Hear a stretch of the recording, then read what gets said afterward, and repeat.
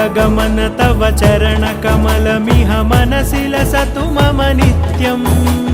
गरुडगमन तव चरणकमलमिह मनसि लसतु मम नित्यम् मनसि लसतु मम नित्यम्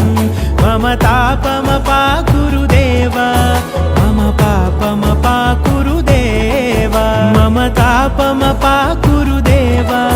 मम पापमपाकुरु देव